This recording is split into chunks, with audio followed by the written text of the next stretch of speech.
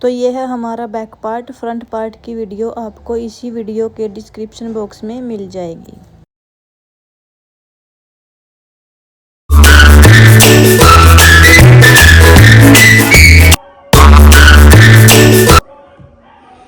हमने फ्रंट और back part दोनों की शेप एक जैसी रखनी है, कम ज़्यादा नहीं करनी।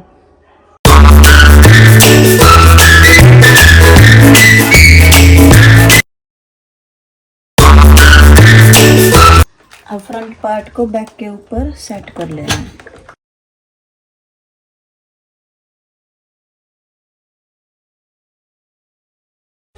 अब हमने फ्रंट पार्ट को बैक के ऊपर बिछा लिया है। अब सबसे पहले हमने क्या करना है, ये प्लेट डालनी है और उसके बाद फ्रंट वाली मार्किंग को बैक के ऊपर उठा लेना है।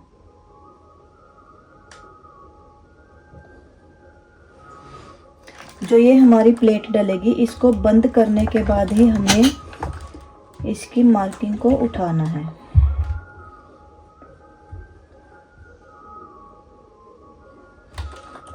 इस प्लेट को मैंने यहाँ पर बंद कर लिया है।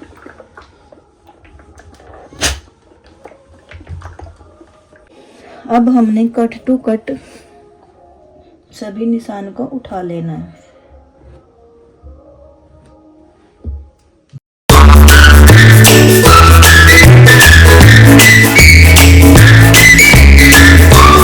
इसको बंद करके ही हमने उठाना है।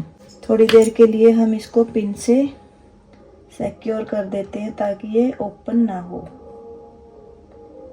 इसको ओपन करके हमने इसकी बैक पार्ट की कटिंग नहीं करनी है। अब हमारा बैक में नेक बनेगा 8 इंच। तो 8 इंच के अकॉर्डिंग हमने क्या करना होता है, जो हमारा शोल्डर होता है उसमें से 1 इंच कम करना होता है।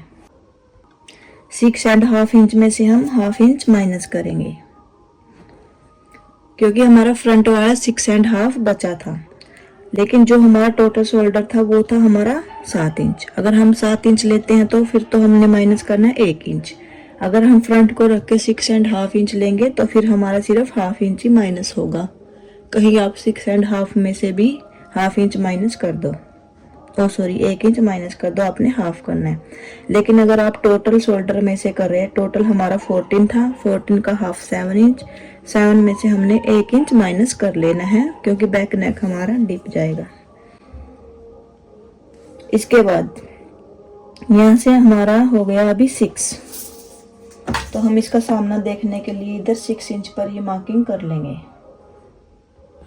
और जो हमारा आर्म होल आया था वो था 6.5। आर्म होल हमने उतना ही रखना है एज इट इज। अब यहाँ पर मार्किंग को ड्रॉ कर लेते हैं।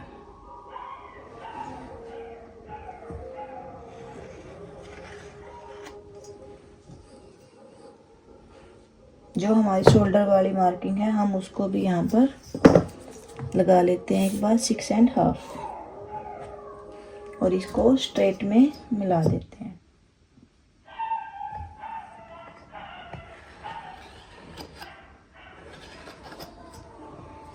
ये हमारी बैक की मार्किंग हो गई।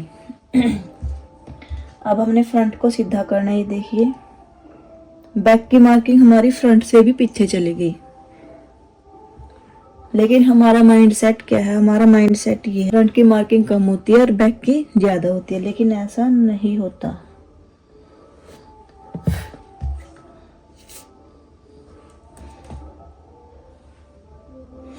अब हमारा यहाँ पर आर्म होल की मार्किंग भी हो चुकी है और हमारे फ्रंट और बैक की भी हो चुकी है। हमारी आर्म होल की मार्किंग यहाँ से आएगी, ना कि यहाँ से, क्योंकि ये इससे थोड़ा कम मार्क हुआ है।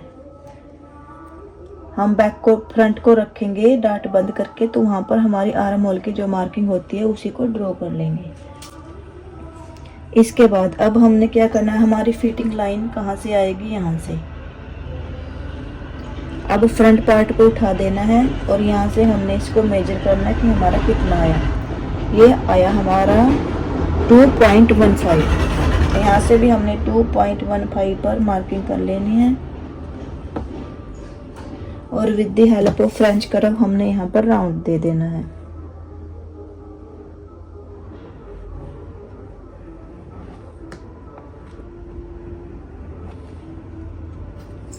इस तरह से। अब फिर से बैक को रखना है, फ्रंट को रखना है बैक के ऊपर, और हमने हमारा आर्म होल कंप्लीट करना है। आर्म होल हमारा आया था 8.5, तो यहाँ पर हमारा 8.5 ही आना चाहिए।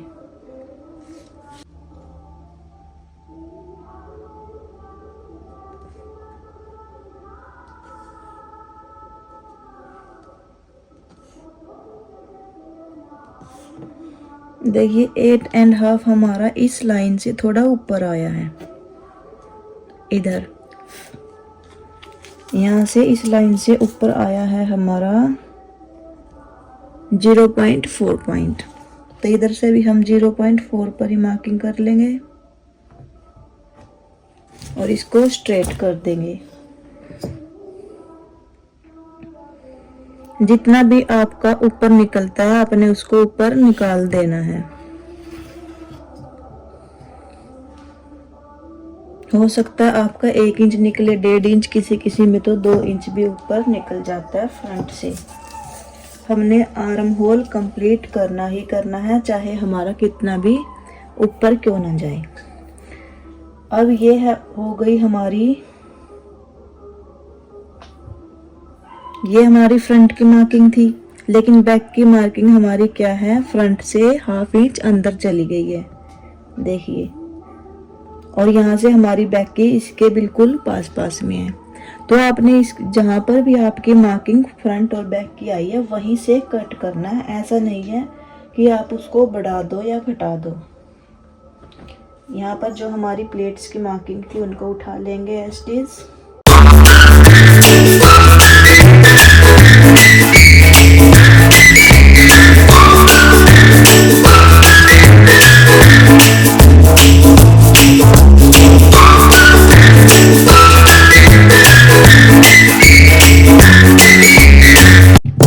पर ये वाली है हमारी फिटिंग्स की मार्किंग।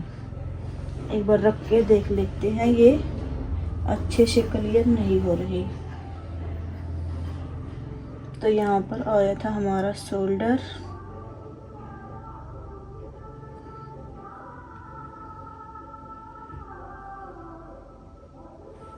और ये है हमारी हिप की मार्किंग।